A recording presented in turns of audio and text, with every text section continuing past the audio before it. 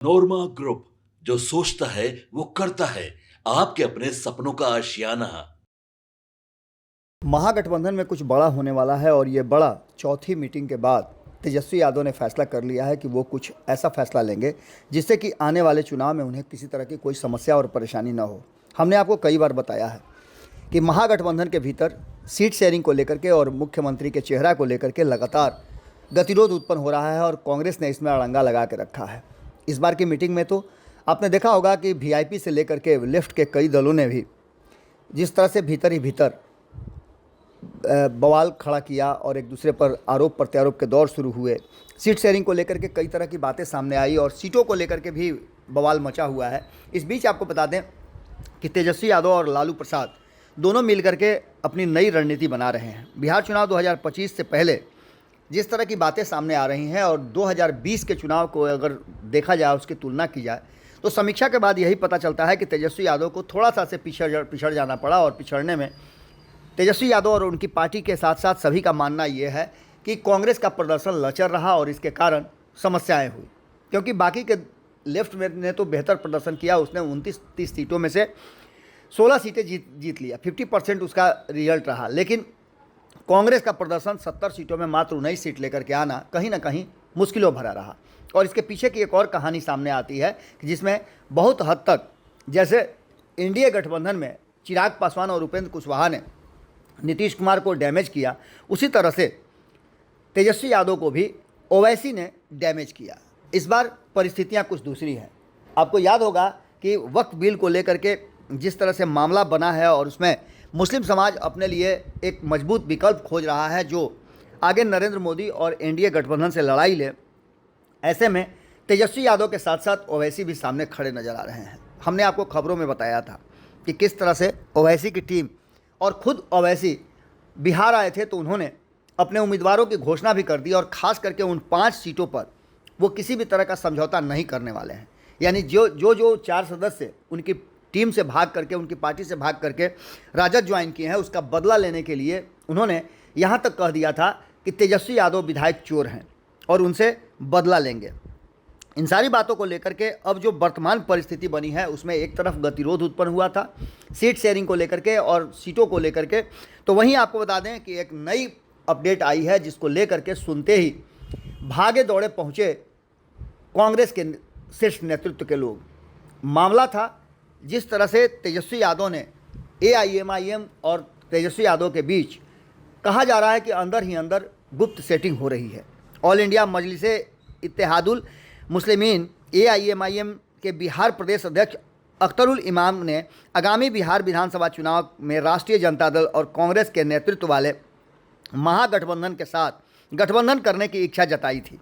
उन्होंने कहा था कि उनकी पार्टी वोट का बिखराव रोकना चाहती है और इसके लिए उन्होंने राष्ट्रीय जनता दल के नेता तेजस्वी यादव को उनके दूसरी पंक्ति के नेताओं के माध्यम से गठबंधन का प्रस्ताव भेजा था। आपको बता दें कि एक तरफ जहां ओवैसी आए थे तो उन्होंने ये साफ कर दिया था कि इस बार 5 नहीं बल्कि 25 सीटें जीत करके आएंगे और वो तेजस्वी यादव को औकात बता देंगे। उन्होंने उनके विधायक चुराए थे और उसका बदला तो वो लेंगे ही लेंगे। लेकिन इस बीच आपको बता दें कि अख्तरुल इमाम ने कहा, हम वोटों का बिखराव नहीं होने देना चाहते हैं, इसलिए हमने तेजस्वी यादव से महागठबंधन में शामिल होने का प्रस्ताव उनके दूसरी पंक्ति के नेताओं के माध्यम से भेजा है। अब फैसला उनको लेना है। इस बीच आपको बता दें कि राष्ट्रीय जनता दल को लेकर के ये भी कहा गया था कि राष्ट्रीय जनता दल ने उनके पीठ में छुरा घोंपा था। अख्तरुल इमाम ने यह भी चेतावनी दी कि यदि महागठबंधन उनका प्रस्ताव स्वीकार नहीं करती है तो एआईएमआईएम थर्ड फ्रंट बनाने के लिए अन्य दलों से बातचीत शुरू कर चुकी है। उन्होंने राष्ट्रीय जनता दल पर पीठ में छुरा घोंपने का आरोप भी लगाया था। इसी तरह की बात ओवैसी ने भी कहा था। हमने खबरों में आपको बताया था पहले दिन ही जब ओवैसी ने अपने रुख और तेवर दोनों बिहार में आकर के दिखाए थे। 2022 में हुए एक बड़े राजनीतिक घटनाक्रम की बात उन्होंने की और उन्होंने कहा कि जिस तरह से हमारे विधायकों को उन्होंने अपनी पार्टी में मिला लिया था वो कहीं ना कहीं एक बड़ा हमारे साथ छल था, धोखा था। जबकि हम ये बात तय कर चुके थे कि अगर महागठबंधन को सरकार में आना है और एनडीए गठबंधन को, भारतीय जनता पार्टी को रोकना है सत्ता में आने से, तो हम अपने विधायकों के साथ समर्थक दे सकते हैं। 2020 के बिहार विधानसभा चुनाव में एआईएमआईएम ने सीमांचल क्षेत्र में शानदार प्रदर्शन करते हुए 5 सीटें जीती थी इनमें अमौर, कोचाधाम, जोकीहाट, बैसी और बहादुरगंज शामिल थे। इसके साथ साथ आपको बता दें कि लगभग 5 से 10 ऐसी सीटें थी जिन सीटों पर महागठबंधन के हार का भी वो कारण बने थे। 2022 में एएमआईएम के 5 में से 4 विधायक मोहम्मद इजहार अशरफी कोचाधाम, शाहनवाज आलम जोकीहाट, सैयद रुकनुद्दीन अहमद बैसी और अंजार नईम बहादुरगंज से राष्ट्रीय जनता दल में शामिल हो गए थे। इस घटना के बाद राष्ट्रीय जनता दल बिहार विधानसभा में सबसे बड़ी पार्टी बनकर के उभर गई थी।